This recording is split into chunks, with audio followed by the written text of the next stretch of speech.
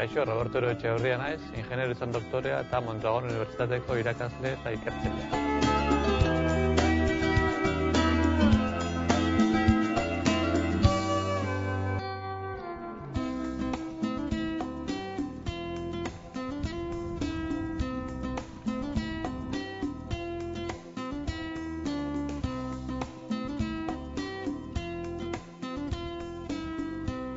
Guk hemen informatika eta elektronika departamentuan dauzkagu bi ikerketa arlo nagusi. Bata da sistema txertatuak eta bestea da informazio sistemak.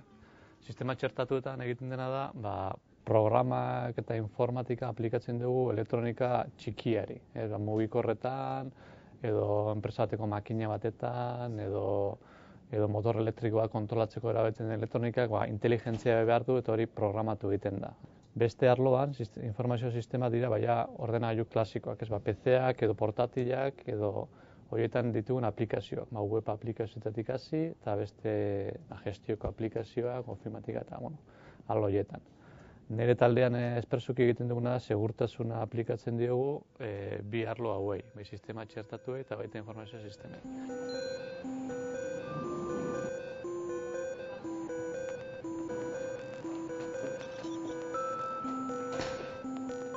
Saiatzen gara ikerketa kolaboratiboa deitzen dena enpresekin ezartzen. Horren daukaguna da, enpresa batzuk gurekin ikertzen daudela, baina guk hartzen dugu parte baita beraien plan estrategikoak sortzerakoan da bar, ikusteko pixka noruntza joan behar dian beraiek ikerketa munduan. Non aplikatzen dian gure emaitza, printzipioz, inguruko enpresakin lan egiten dugunez, inguruko enpresetan bai elektrodomestikoetan, trenen garraioan ere bai egiten dugu lana, igogailuak eta saiatzen gara gure enpresen beharrak betetzen. Gure asmoa ez da inoiz izango gure enpresak beharra ez duten ezer egitea. Oso lotuta gaudelako enpresa munduari eta inguruko enpresei.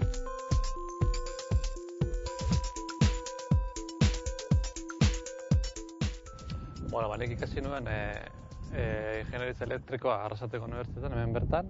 Gero beka baten bitartez bukatutakoan jo nintzen Inglaterrara, Staffordshire Universityra, eta han egin nuen doktoretza bat telekomunikazioetan. Eta gero bukatutakoan deitu zidaten berriro ere Arrasatera etortzeko, Mondragon Unibertsitatera, baina informatikako departamentura. Eta duela 10 urtetik goien nabil informatikako departamentuan, gaur egun informatika eta elektronika departamentua denean, ikertzaile eta irakasle bezala. Printzipioz, uste jende askorentzako bezalako lana dela. Ez dela duin berezi beharra egiteko. Azkenean lan bada, konstante izan behar zara eta badaude puntu altu eta puntu bajua, ikerketako gauza dituelako.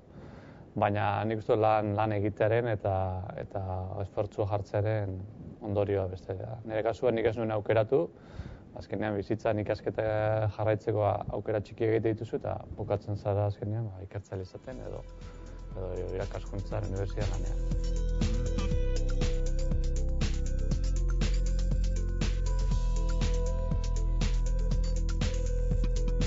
Ikerketa gero eta hobeto baloratzen da eta pixka bat ikusi ezkero adibidez, doktore gaian daukaten balorazioa, nire garaian beka gutxi zeuden, etzan seguridade sozialea kotizatzen, eta hori pixkanaka soziedadea bultzatuta edo gizartea bultzatuta hasi da baloratzen.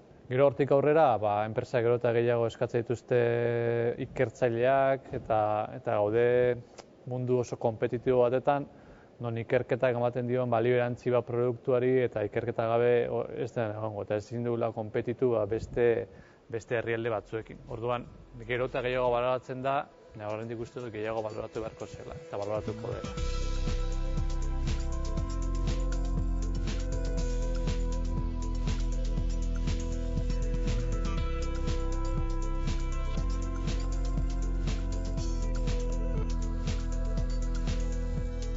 Lanean guztua ari gara, beraz ez dugu izango aspektu txar asko dauzkanik, badaude lan txarrak.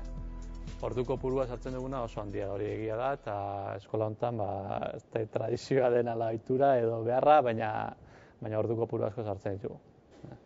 Bestalde, ikertzaile aritu izanak azkenengo urte honetan pasada hartzen zaizu tekniko izatetik kudeatzaile izatera. Nire lana gaur egun proiektu kudeatzailea da gehiago, teknikoki proiektuak horrela eramatea baino ez. Orduan, batzutan falta motatzen duzu lan tekniko horiek, ezek azkenean ingenieria eta guri katxarreatzea gustatzen zaigu, papelak edo beste bileretan eta denbora pasa behar esate baino. Eta azkenik da gaur egungo egoerak, zaila gertatzen zaigu diru laguntzak lortzea edo proiektuak lortzea, krisi egoera baten gaude eta diru laguntza asko murriztu egin dira beste gizartearen beste aspektu batzuetan bultzatzeko, lana bultzatzeko eta bar. Politikariek esaten dute ikerketa garrantzitsua dela herrialde aurrera eramateko, baina ez dugu ikusten benetan inplikazio hori, Azkenean, krisia sortu den momentu berean, diru laguntzak gutxitu egiten dira eta horrez saldu egiten du gure lana. Alde hon asko dago, alde batetik jendea, Egu jende, uste dut departamentuan dago jendea oso jende jatorra dela, langilea, eta ilusioz beteta dagoena, eta optimista, eta hori oso garrantzitsua edozen lanetarako, baina gure lanentzako ere bai.